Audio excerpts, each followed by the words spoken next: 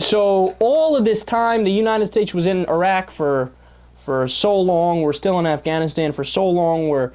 President Obama originally had an earlier timetable, but he increased the troop numbers in Afghanistan, and then he said, we're going to stay there until 2014. By the way, he backpedaled on that. He talks about now, we're going to leave in 2014, but leave is a very loose term. It's a relativistic term, so maybe we're going to keep some people. I'm not kidding. Look it up for yourself if you don't believe me. We're going to be there past 2014 now. So all of our focus was in Iraq and Afghanistan, right? And we're doing drone strikes in Pakistan. We've gotten some al-Qaeda militants, but we've also gotten at least 800 civilians, according to the most recent study. So you want to know where al-Qaeda actually is? They have now taken over all of northern Mali, the African nation of Mali.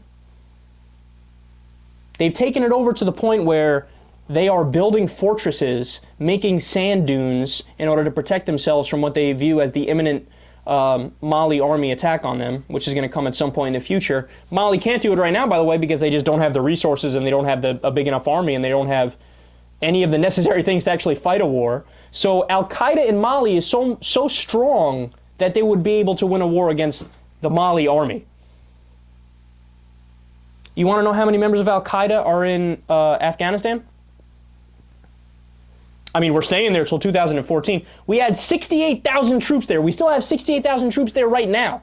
We had drawn down the number of troops in Afghanistan to 68,000. We have 68,000 guys to fight how many al-Qaeda members? Take a guess. Do a little mental guess right now. Between 50 and 100.